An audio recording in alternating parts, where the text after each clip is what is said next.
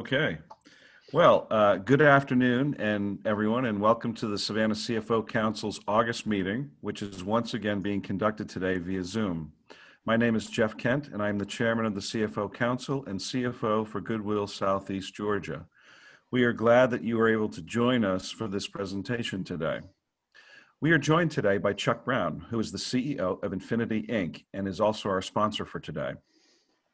Chuck will be speaking on managing the security risks of remote work. Remote workers were just an interesting concept for most companies before the world found itself in a global pandemic. Now remote workers are the norm, and even post-COVID, there will be a shift in the way working remotely is viewed. The need to consider workplace cybersecurity was at an all-time high before this change, and the risks facing the modern remote workforce have increased that need tremendously. But such a workforce, when properly structured and equipped, can be a huge asset for your company. I would like to thank today's sponsor, Infinity Inc. Infinity is located in Savannah, Georgia, and is the premier provider of IT solutions to businesses across the coastal empire and the low country of South Carolina. Since 1999, they have provided their customers with technology solutions that help them improve productivity, efficiency, and ultimately profitability. Now, before I turn it over to Chuck to talk about Infinity and then his presentation, I have a few public service announcements. This meeting will qualify for 1 hour of CPE credit, and if you would like to receive credit, we will be conducting a poll question during the meeting asking if you will need the certification. Just answer yes, and we will send you a certificate after the meeting. We would also like to hear your opinion on whether the climate is right for resuming our in-person meetings. I've had some discussions with Kenneth Lawton over at the Savannah Golf Club about the resumption of such meetings, including the cleaning and social distancing protocols that the club has put in place to ensure a safe meeting experience. And this would be potentially for the September meeting. I want to thank David Harper of the Advisory Alliance for hosting this meeting, and to both David and Rebecca Vincent for volunteering their time to coordinate our speakers. David, Rebecca, do you have any comments at this time? I'm good, thank you. Hearing none, I will now turn it over to Chuck Brown to talk about Infinity Inc. and to lead our presentation today. Chuck? Great. Thank you, Jeff, and thank you to the whole CFO Council for having us today. Good afternoon. We're going to talk about managing security risk of remote work, which has become a hot topic for most companies these days. As you mentioned, I'm Chuck Brown, CEO of Infinity. Housekeeping first. Interactive is good. If you have questions, comments, thoughts, please post them in the chat box, and one of the moderators will ensure we take care of them. There's a lot of content today. I don't really care if we make it through the content. I really want it to be something useful for you. So if it goes off topic, I don't really care. As long as the group gets something useful you can take back with you, that's all that really matters. So feel free to put in there. And if it's things that we need to take care of offline, we'll comment on that too. So who is Infinity? Number one, we are not Xfinity. We constantly get people through the front door pre-COVID wanting to return their cable boxes. That's not us. We don't sell insurance. We don't sell cars.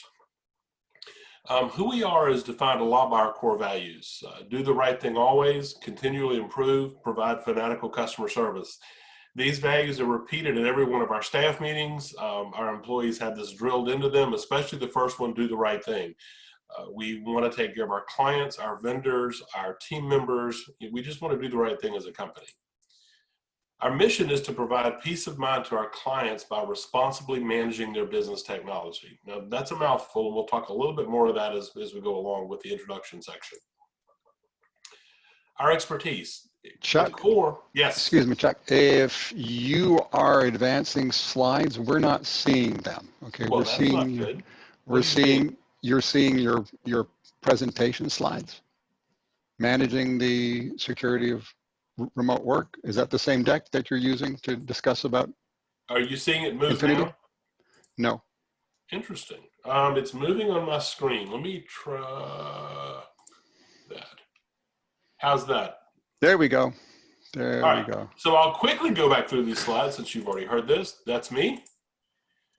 Interactive? Who are not? Core values? Phishing? Now, are they advancing now, David? Yes, they are. Perfect, thank you. We are a managed services provider, an outsourced IT department, if you will. We evaluate, design, implement, and manage our clients' networks, then assign ongoing relationship managers to ensure continued success for all parties.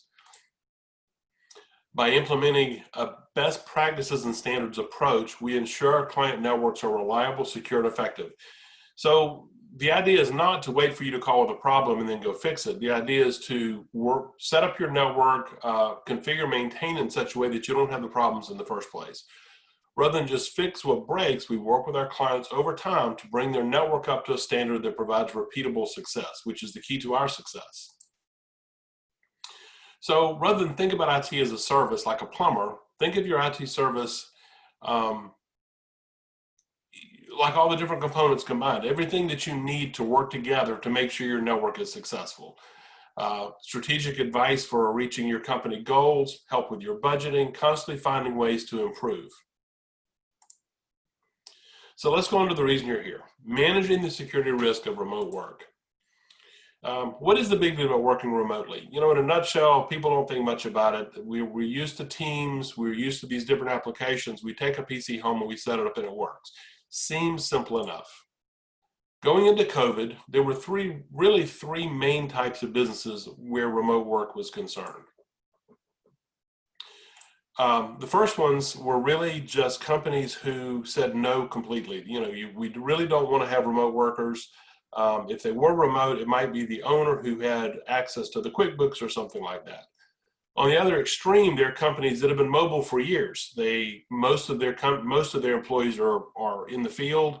They may or may not even have a business office. You know, they're almost 100% remote.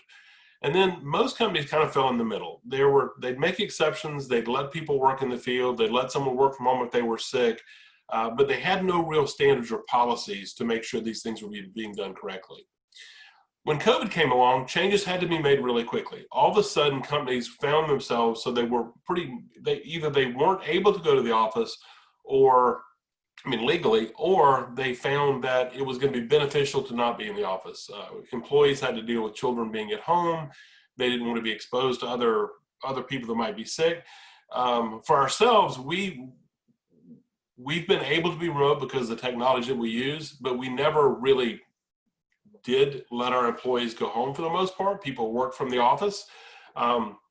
For us, it became important because we didn't want one employee coming to work infecting everyone else and then us being unable to service the client. So we felt like it was more important to let people work remotely than to take a risk on not being able to do our jobs. Now that it's in place, people have remote workers. People are still going remote that weren't before, and they're still using more and more of it. We need to take time to think about what we've done and where we are with this. So there are risks to working remotely.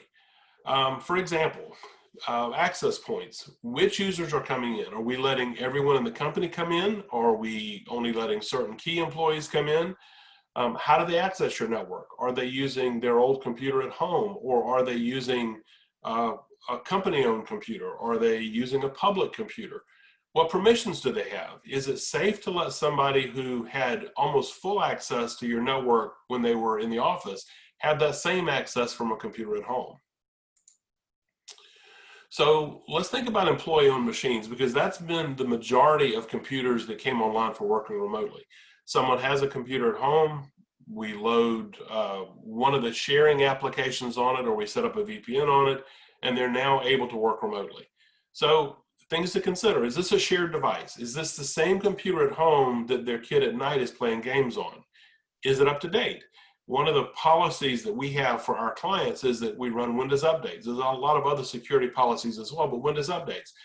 As a home user, are they running those Windows updates? Is it up to date? Is it still running Windows 7, which can't even get updates anymore? Do you have the standards on the computer that keep it up? Do you have the protections on the computer that keep it up to company standards? For example, with our security policies, we lock down computers so that only certain people can do administrative things, because when a hacker gets in, one of the things they do are install things at an administrative level. So if you take that away, you take away one door they have to mess up the computer. A home computer doesn't belong to you. So are you implementing those same things on the home computer? What about employee behavior? One of the things that's a big concern to us, because we have a lot of healthcare clients, is HIPAA. So HIPAA dictates things like, if you go into your doctor's office and there is a screen that may pull up other patient data at the front desk, that screen has to be a certain distance angled away from where you can see it to protect that other patient's data. Well, what if you're a healthcare worker and you're working from home and the neighbor comes over? Can they see your screen? Those same HIPAA laws apply at home just the same as they do to the office, but you don't have control over that at home. Same thing is true with paperwork. You know, they're employees that are having mail redirected to their home. I mean, it's what the company's dictated. They have paperwork redirected to their home, or they're coming into the office once a week, once every couple of weeks, and picking up papers and taking them home. In the office, you have some control. So they may have a shred box that they're dropping stuff into to be shredded. If they're taking these papers home, are they doing the same things? Can you enforce that? Can you trust that it's being done? And then we have browsing phishing exposure. Again, in the office, even just psychologically, the fact that the boss is there, employees are less likely to wander around on their computers during the day and go places they shouldn't go. At home, though, when someone takes a break, there's no one watching. There's no saying where they're going, what sites they're jumping on. These aren't necessarily even, quote, bad sites, but it doesn't mean they don't make you vulnerable. At home, do you have those same capabilities of making sure that's not happening? What about accountability and productivity? Communications and interactions, company culture. These are more soft features. Accountability is a tough one. We've had a couple of companies ask about installing monitoring software on a home computer. Well, there are certain legal issues about doing that even in your office, but on a home computer that you don't own, those legal issues go up exponentially. Some of these applications can turn cameras on or off. Again, obviously that's a very tricky area when you're talking about somebody's personal device. Productivity can be hard to manage in the office, but at home, that makes it that much harder. One of the things that we've encouraged some clients to consider is going to more of a metric-based, management by outcome. So rather than looking at it out of your office and seeing that everyone has their head down at the computer, which is one measure of them being busy, now we come up with metrics. We decide, what should their output be? How are we going to measure that? Look at dashboards and things that can tell us what's being accomplished by an employee during the day. Communications and interactions are a big deal. There have been a lot of studies that show that over time, there's going to be a price to pay for our loss of face-to-face communication. One of the things we're implementing in our office is for employees that are having team meetings, turn their cameras on now, because we feel like it's important to have that face-to-face interaction. We're getting very used to showing up in our pajamas, looking at the screen and knowing no one can see you. So you're slouching, you're not sitting up, you're not interacting with people, you may not be joking as much. It's just very different. So we have to find ways to start re-engaging those employees so that we have some emotional and mental health issues we're taking care of as well. And then also that goes back to company culture. There are companies that are having, drink after work together. They all turn on their video cameras and grab a beer, or they play games, or. Again, the key to this is trying to find ways to keep your employees engaged as a team with each other, which remote computing does a good bit of damage to. What about remote work solutions and how you can make it work for you? So planning is really important. And we're going to talk about a couple of different kinds of plans. If you currently have a plan, review it. It could probably use updating. If you don't have one, start it. It's easier than you think. Planning gets overwhelming if you don't really know the subject matter, but it's really important to start somewhere. So we say plan for the expected and plan for the unexpected. So for the expected, SOPs. How many of you have an SOP that's written for how you're going to do remote computing? You need to define who can have access. So someone comes up and says, you know what, my kid's going to be at home, I'm going to need to work from home. How do you decide if that's valid or not? And how do you make sure that you're being fair with all employees and you're treating them the same? Well, The answer is you have that in writing. This type of employee needs to work remotely. This type of employee may not need to or be allowed to for security reasons. What kind of access are they allowed? Do they just pick up their same login they used in the office? Is that okay? Maybe it is, maybe it's not. Maybe the sensitive information that you really don't want them to have at home that they would have had in the office. Where can they access from? Is it okay if they go home and do it? Are they going to use a computer you provide to remote access? Are they going to use a home computer? Is it okay if they use a public computer? Maybe you care, maybe you don't. These are company decisions to talk through. And what are your expectations of them? If they're working from home, do you expect that they're going to work 8 to 5? Do they take an hour lunch? Do they take 2 breaks?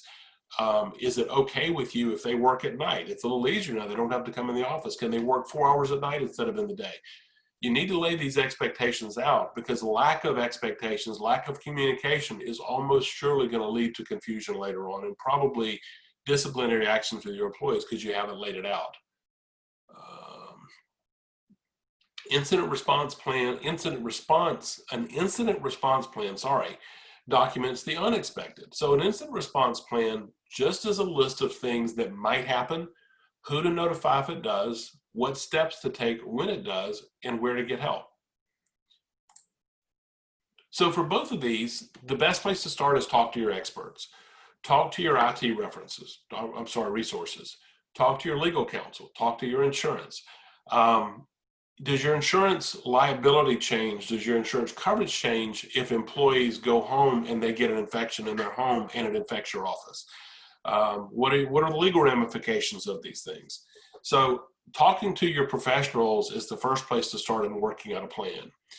Find out, you probably know this already, but if you're subject to regulatory requirements, there could be substantial penalties for not reporting breaches to the appropriate agencies or customers. Again, in the office, this is simpler, but let's just suppose that you have an employee who's working from home. This employee has access to private health information, personally identifiable health information, and they have a spreadsheet on their screen, and they make a screenshot of that, and it goes somewhere it shouldn't. Well, that's a breach. Do they know, are they going to come to you and report that? Are you liable if they don't report it? Again, all of these things are legal questions that kind of need to be settled before you jump into the fire. Have a question that says, companies have remote computing by providing employees with company laptops. Okay. My biggest concern is, how do we handle cybersecurity for the home that exceeds current protections like Norton or other defenses? There are several ways, and I don't think we talk about it here, but I'll go off a little bit right now.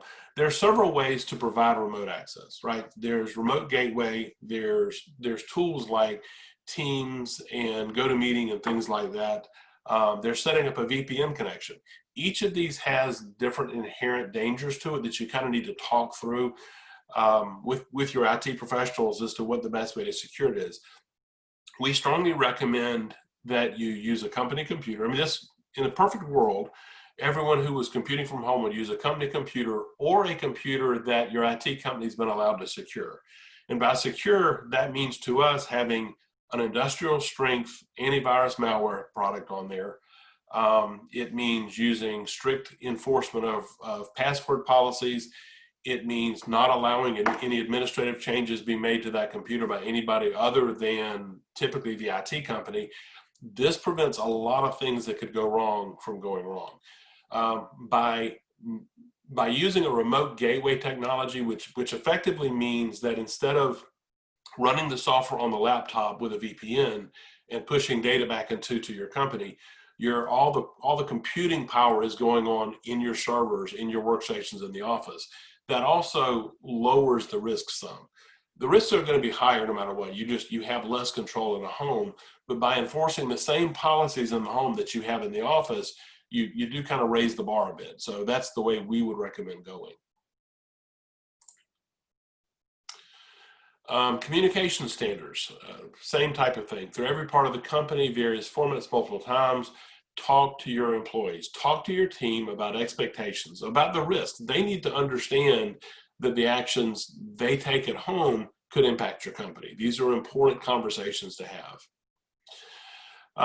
Tool implementation. For the most part, we recommend, and there are exceptions, there's exceptions to everything, but for the most part, we recommend that you have a standard communications tool and you try to use that almost all the time.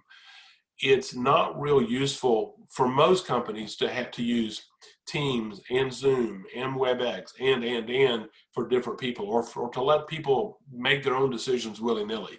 They can go in if they want to install PC Anywhere on this computer, if they want to install Zoom on this computer.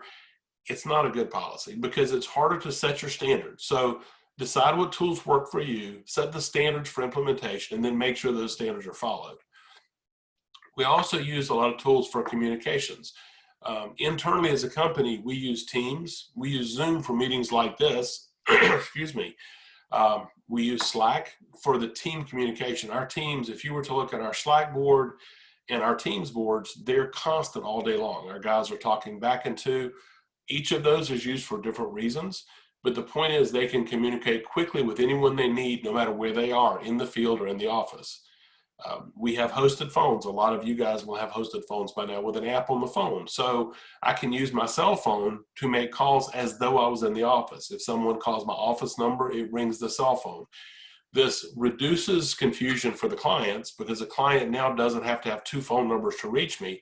And it also reduces is probably the wrong word, but it means that if I need to change who answers those phone calls, I don't have to give somebody a different number, which I would have to do if they all had my cell phone. Dashboard and metrics reporting. We use a couple of different tools for that. There are a variety of dashboard tools available depending on what your applications are. Cybersecurity awareness, real-time testing. These are tools that send sample phishing campaigns to client endpoints. So you might get a phishing email that says it's from Amazon, and it's really just our tool that's checking to see if you're going to take the bait and you're going to fall for this type of phishing. It gives a lot of good feedback about what clients understand, what the end users understand, and if they know how to avoid getting themselves in trouble. Monitoring productivity is less than ideal. If we've said there's legal issues there, it raises real trust issues with your employees a lot of times if you feel like you're looking over your shoulder. In some industries, this might be necessary. For the most part, we try to stay away from it. So by failing to prepare, you're preparing to fail. Not having a plan is a bad thing. The very worst time to call and you can fill in the blank here, your CPA, we are all financial people here, your CPA, your attorney, your IT company, is after you've had a problem. You don't want to call your attorney, a CPA up that you've never dealt with before and go, by the way, I'm being audited by the IRS. The best time to do that is way before you get audited to make sure that you never get in the mess in the first place. The same is true with IT. You don't want to make a phone call to an IT company and say, well, we haven't really paid much attention to our backups. We don't really know how our employees come into the server. We don't know how their PCs are configured, but we've got malware now. Not a good time to do that. So you want to have a plan that will protect you.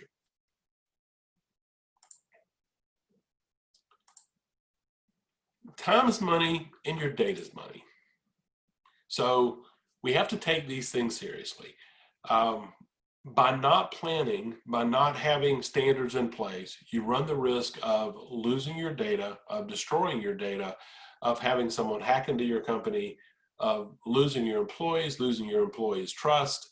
The biggest takeaway that I would give anybody from this is to come up with a plan. And the plan for an incident response plan, the plan might be as simple as writing down what you consider your risks to be, writing down what you think you would do if something happened. So you might look at it and go, okay, we could have malware, a hurricane could come, a key employee could quit, someone could break in our office and steal computers. Start writing down the possibility of things that you believe you could encounter, what the ramifications of those would be, what areas they would be affected by. Are these legal issues? Are these IT issues? Are these financial issues? And then get with your experts on where you need to go with your incident response plan. So that was all of the canned message that we had. We can go back across any of that if anybody has questions or comments or thoughts. We also have a drawing there. was a contribution that I'd made to a book called Hacking Proof Your Business. If you send us an email with your information on it, Kat will draw one of those emails and send a book out, and we'll announce at the next CFO meeting who received the book. Question about how you would use Slack compared to Teams. And just Chuck, Yes. what email address should they send it to? Oh, you want an email address, huh? Might be helpful for the drawing. That's a good point. Send it to info@infinityinc.us, info@infinityin.us. Very good. All right. Thank you. Sure. We use Slack for, let's see how to put this. Well, I guess less personal conversations. We use Teams a lot for one-on-one meetings and for predefined team meetings. So for example, if we're working on a project for a customer that involves 5 or 6 resources at the same time, we will typically start a conversation, rename that conversation with that company name, and then it just sticks in Teams, and we can contribute to that back into all the time. Slack is more of an ongoing thing. Who's dealing with this? Who can take this? Who's looking at this? Someone's going to lunch. Again, with our guys, it's important to know who's at their keyboard. So if they get up to take a break, they will put away from keyboard and come back so that the dispatcher always knows who's present. So Slack for us is a less informal kind of rolling screen of people's comments and information and questions, whereas Team is more direct person to person. And the way we're using them, honestly, both are free. Teams come, well, I say free. Teams comes with Office 365 or now Microsoft 365. Slack, for our purposes, Slack is free. It doesn't cost anything. You just sign up for it. There are more expensive paid versions of both, but the free versions have met our needs. And Chuck, I'm just going to go off mute to ask this question. It's Sure. easier. But let's say 6 months, 9 months from now, we have a vaccine. Life is returning more to normal. Mm-hmm. What do you think are, from your perspective, what do you think are going to be the long-term impacts of what we've kind of gone through? I believe we are going to see a lot more people doing remote computing. We have a building that we leased that we moved into a couple of years ago, sorry, that we have 3 people going to on a regular basis. And before, from a management perspective, we really felt like people really needed to be in the office to be productive. And it's changed our minds about it. The more we've never been a very draconian company. If somebody had a reason they needed to work from home, we're okay with that because, we're an IT company. We have a lot of security built in, and we try to make sure the communications tools support it. But we really felt like if you could be in the office, you needed to be. And now we're taking a second look at that and going, that it's not quite so important. And I think companies that have kind of been forced to be remote are now taking a second look going, this isn't so bad. If I don't need to pay that rent, maybe I can put those funds towards something else. And also, I think you find that I'll take it back. I won't say I think you find. I will say we have found there are some employees that really like being in the office. They like the camaraderie. They want to be around other people. It's just their personality type. And we have found other people that work very well remotely. So I think a lot of companies are kind of sorting through that now. How do I provide what both of these sets of employees need? It does allow us to entertain the idea of having some employees that we might not have thought about before. For example, if there's someone who has a young child with an odd school schedule, in the past, they probably would not have been a good fit for us. Now, maybe that's something we can work around. And I do think we have heard from a lot of clients and just acquaintances how difficult it is to find the right employees anymore. It's hard to find good. I think we all know that. That's probably the number one problem we all have is finding the right employees, retaining the right employees. And by entertaining at least the idea of remote computing, the remote workforce, that opens that field up a lot because now people that probably couldn't have worked for us before are able to. And people that do work a little more fluidly are probably going to be happier. So I think you're going to see the remote workforce grow tremendously post-COVID or post-pandemic, whenever that might be. Sure. Thank you. There was a question about encrypting files and data on their employees' remote laptops. That's a case-by-case basis, but in general, that would be a resounding yes. The only downside, and it's a significant one, but it can be mitigated. The only downside to encryption, well, let's take a step back. What encryption is, let's take a laptop. Windows has the capability of encrypting your files. And what that means is there's a very long code key that Windows keeps track of internally that has to be, the Windows has to know in order to access your files. They're encrypted with 256-bit or higher encryption. And the file, if somebody steals your laptop and they don't have the password or the key, they can't get to your data, period. I mean, the NSA can, but unless you have a supercomputer to crack it, it just doesn't happen. So that's a good thing. So it renders the data inaccessible if your laptop's stolen. The downside is there are circumstances under which Windows doesn't know about that key and you would have to re-enter it.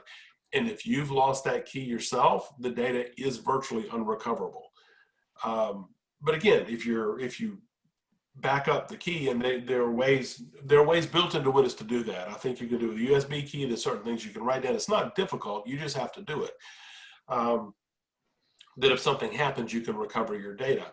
Some normal backup programs don't work well with encryption, but most do. So again, there's no real reason not to, as long as you take proper steps, which are not that difficult to do. But the only risk to it is you could risk not being able to get to your data if you don't take the steps you need to back up the keys. Other than that, absolutely, we would strongly recommend encrypting your laptops. Chuck, this is David. I have a second question. We've talked a lot about laptops and people working outside the office, but more and more now, people are doing work, even if it's incidental, on their smartphones. Mm-hmm. And obviously, a smartphone, I would say, is easier to lose, drop than a laptop. And so there are obviously security risks inherent in people now doing and being able to do a lot of work, communication, etc., on a smartphone. Other than making sure that your smartphone has a password on it, to access it. Are there other things that you're seeing or that your firm recommends companies use to secure their employee smartphones? Depending on the version of phone and brands you have, smartphones, a lot of them are encrypted by default these days. So if you don't, back to what you said, if you don't have the PIN or the password, you can't get into it. Now, I know that the law enforcement has some forensic ways to do that. I don't know the details of that, but for the normal person picking up your phone, they're not going to get into it. And I'll start with just backing up a little bit from what you said with passwords. Passwords are your first line of defense. And it still absolutely amazes me how many people use, and I'm just going to say and risk offending some people here, a really stupid password. Putting in your kid's name, your street address, your birth date, your college, your alma mater, your dog's name. Anyone who wants to get to your data will do a small amount of human engineering, and they will crack that in 10 minutes. And so the first line of defense obviously is to have passwords, but the 1.5 line of defense is to have a password that matters. Use something, and it doesn't have to be 57 digits of random numbers that you'll never remember. It can be some combination of words that mean something to you with some capitalization, some numbers and symbols thrown in. Use an @ symbol, use a $sign. Each thing you do like that increases tremendously the difficulty of guessing the password. So that's the first thing. Make sure not that you have passwords, but that they are reasonably complex passwords. And if there's a 1.55 to that, that is don't reuse passwords. And that's another really hard thing for people. How am I supposed to remember all those passwords? The problem with reuse passwords is statistically, I have read that up to 80%, I think it's 80% of passwords people use more than once. So if I join a gardening site and they put in a password and I have to put in a password, there is a very high chance that it is the exact same password that I've used for my banking account. And the banking account is the bank's website is not likely to be cracked. It's possible, but it's not likely because they put a lot of money into security. The gardening website, not so much. So if the gardening website gets cracked and they find my password, they now have the password to every website that I've shared it with. So the next part of passwords is make sure that you have a unique password. There are tools like RoboForm, like LastPass, fairly inexpensive or free that do password memorization for you. And yes, if someone gets the password to that, then they have the keys to the kingdom. However, you put a secure password on that, use fingerprint scan or facial recognition to get into those tools, and they're pretty secure. But those are really, really important. Back to what you asked though, the thing about phones is most people are not really using their phone for local computing. So most of the time when you do something on your phone, you're working with data that is somewhere else. And that is one difference from your phone and your computer. Your laptop is likely to have data on it that if somebody gets to, it's dangerous to you. Your phone is not likely to have data on it other than possibly email and things like that. But most people don't get, you can, but most people that aren't masochistic don't run Word and Excel on their phones and try to do any meaningful work with a local file. So with a phone, it's really important that we protect from getting a malware that's going to watch what we do, that's going to send our contacts, things like that. We do not very often use things like Norton for the phone. We haven't found them to be very effective, and they kind of drag the phones down. Some people use those. We haven't found them to be very effective. So for us, the keys are make sure the phone's encrypted, use a reasonable password or PIN, make sure you're using good passwords. And again, rule number one for most users is don't go, use common sense. Most phishing attempts, most people who have their computers or phones infected by something malware, it's because they opened an email they shouldn't have, or they went to a website they shouldn't have. And when it said, you need viewer 123 to see what's on this site, they click install. If you avoid doing things like that, you exponentially cut down your risk. Most failures are human failures on the part of the operator. They're not the hacker, in Yugoslavia that just targeted you and decided to break into your stuff. It's because you went somewhere or you responded to an email where if you'd have taken a couple of seconds more and looked at the content, you'd have realized it wasn't a good thing to do. Chuck, we had a member email in advance saying that they have personally been receiving quite a few phone calls from someone alleging to be from the Social Security Administration, and if they don't respond, it's going to become catastrophic.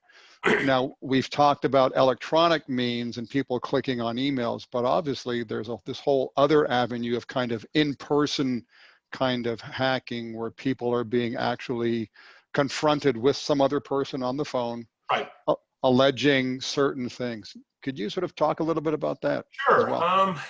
And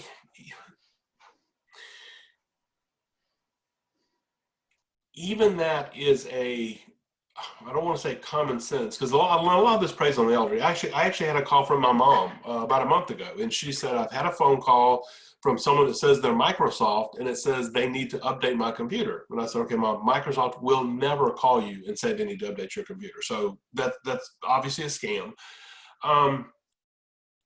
But you really have to pay attention to these things. You're right. You will get, there are phone calls that are coming in. They do typically target elderly. They're easy to scare a lot of times. They will call and say, you're in trouble. I need to send you a text that'll have a link you need to click so that we can blah, blah, blah, whatever. The first thing to ask, and I think it's like, when you're driving down the road and you're abiding by the speed limit and you pull by a police car, our immediate reaction is to slam on the brakes, even though we didn't do anything wrong. It's the same thing. When somebody calls and says, I'm from the IRS, your first thought should be, wait, is there any reason the IRS should be calling me? Most of the people that call, well, most of the purported places you will get phone calls from would never actually call you. It is, I don't, you guys would know better than I would. I don't think the IRS typically calls. I think they send letters. but think those things through before you answer. The other thing is to, if it's something that you think might be valid, get a phone number from them, get a name, a phone number, a badge number. Any official is going to be willing to give you those things that's accurate, and call them back and find, do a little bit of research before you just comply with what you're told, especially if it doesn't make sense. Now, you hadn't paid your taxes in 4 years and you get a letter or a phone call, maybe it's something you need to think about. But in general, if you think through these things, you're going to avoid a lot of problems. Password saving app we recommend. We use some internally for our own corporate stuff, but personally, I use RoboForm. I know some of the guys use LastPass. I have used RoboForm for, probably 7 or 8 years. And the nice thing about it is when it's synced in the cloud, there's a RoboForm on my phone, it's on my laptop, it's on my desktop. When I go to a website, I can ask RoboForm to generate a password for me that is complex. Usually, I don't stick to passwords that I know. I usually try to use a very long password that's complicated that I can't remember. And this works about 98% of the time. When you enter that password on that new website, it will store it for you. The next time you go to the website, it will offer to plug it in for you.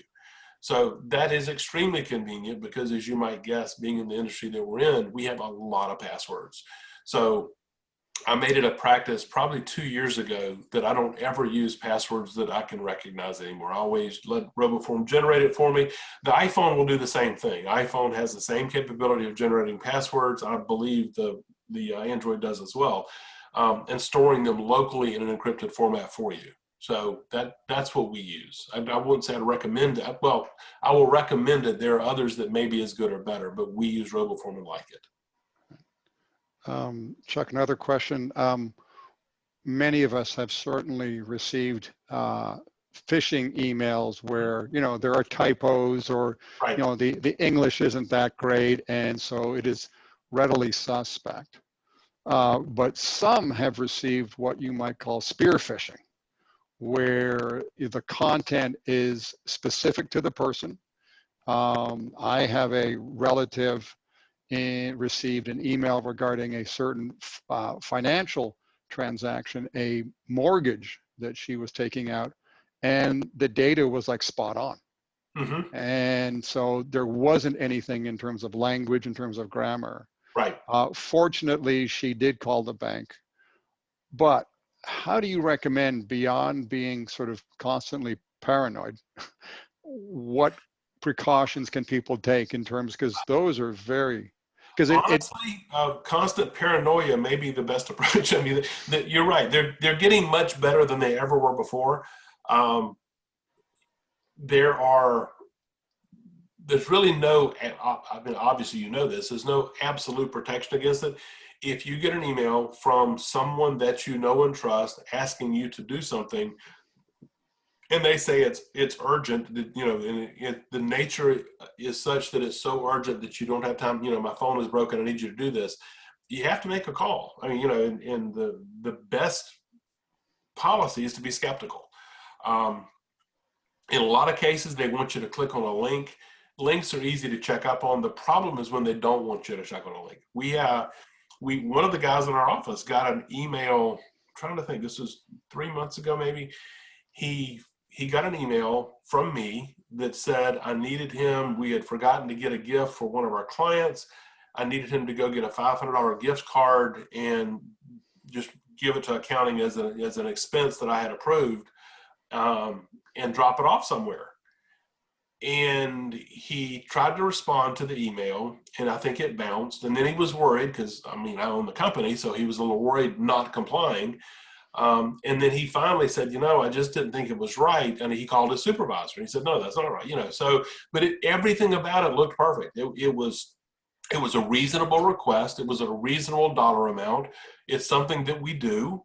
So all of that kind of fell into line. Fortunately, he thought maybe this, Chuck doesn't normally ask me to do this type of thing, so maybe I should question. But you really got to use more and more judgment. You're right. It used to be that you could just catch the flaws.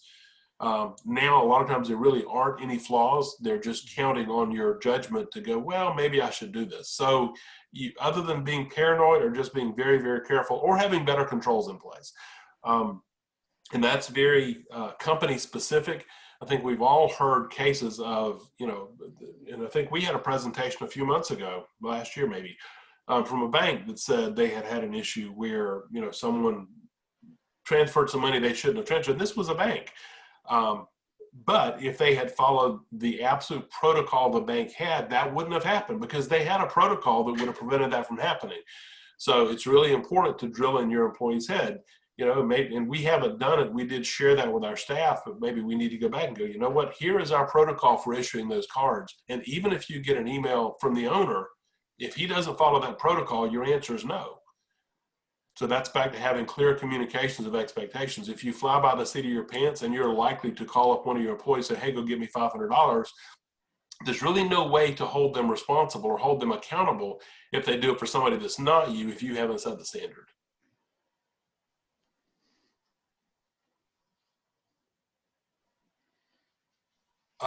Question, are there ways to check if your computer has been altered in some way? That's hard to answer because I'm not exactly sure what the question means. That's one of the things one of the ways that malware software operates is it looks at its signatures. Just a little bit of a diversion of a different conversation. Traditional malware software looks at signatures. So software wants to be installed. The malware software scans the software to look for a signature. What a signature is a piece of code that uniquely identifies that particular malware. So it has a whole library of known viruses, and it'll compare its library to that piece of software that wants to be installed, and it'll decide yes or no. Well, that's good, except for zero-day viruses. Zero-day viruses means that they're so new that nobody's identified it yet. It's infected computers possibly, but it hasn't had time to make its way up to the people that make antivirus software and for them to develop part of the library for it. So there's a newer breed of software called heuristic software that instead of looking at signatures, it actually watches what the software is trying to do and decides if it should. So for example, if Word tries to install a program, this software would stop it and go, hey, Word isn't supposed to install programs, therefore I need to ask a question. So as malware software gets smarter and smarter, the anti-malware software has to get smarter and smarter. On a server level, the backup software, the backup system that we use does exactly that. It takes snapshots of a server, and even though its job is backups, it has some malware protection built in. It will look at the snapshot it just made and compare it to the snapshot that was last made and see if there are any of those virus signatures present. So it does look to see if there are changes that it doesn't understand. So yes, there are ways to do that, but they're built into other security software. They're not really something that an end user could do. Jeff said their IT department sends us phishing emails to keep us alert to scam. Yes, we do the same thing. It sends out campaigns on a timed basis, and you get emails that are phishing emails, and the only purpose is, rather than to infect your computer, their purpose is to report back to someone or to issue you training videos to go, hey, here's how you know next time not to click on this. Here's what you could have seen in this email that would have tipped you off that it wasn't valid. So yeah, that's becoming more and more popular because you have to train. You can't expect people to know these things unless you train them.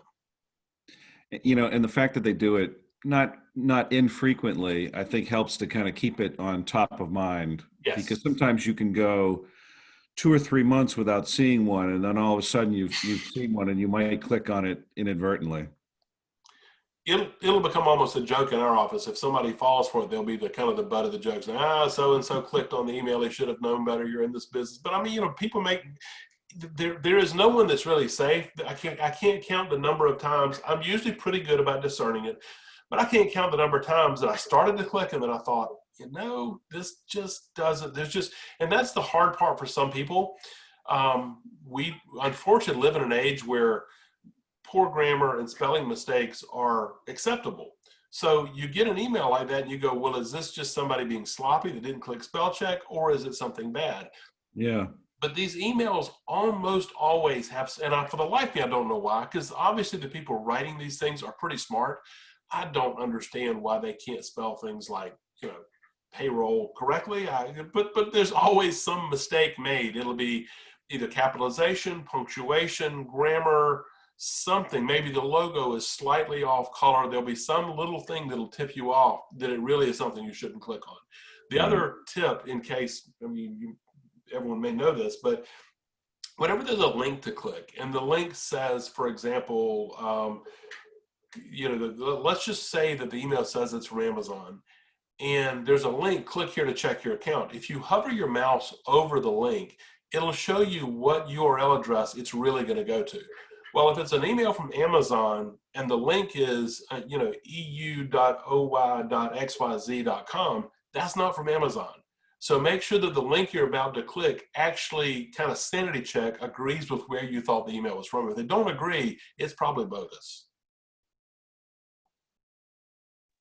And Okay, Chuck, great. can you do something similar on a smartphone?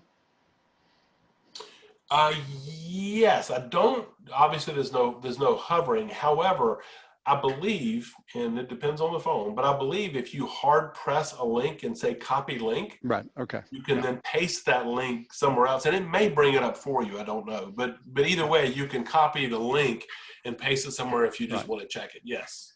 But there's no hovering, as I understand it, on a smartphone. No, that is correct. You have to take that extra step. Okay. Jeff?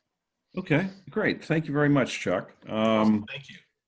Again, we'd like to thank both Chuck for his presentation and sponsorship today, as well as David Harper for hosting and conducting the or facilitating our discussion. Our next meeting is scheduled for Wednesday, September the 23rd. In September, we will also be conducting our annual survey, which helps us to determine discussion topics and speakers for the future. Also, if you would like to sponsor a future meeting, please contact Roy Austin at our email address at cfocouncilsavannah@gmail.com. And if you would like to speak at one of our meetings or have an idea about a speaker or topic, please contact Rebecca Vincent at the same address. As we mentioned at the beginning of the meeting, we do have two surveys that we wanted to do. One regarding whether or not you need a CPE certificate, and the other one just regarding whether you would be would be willing or wanting to meet in person at our September meeting.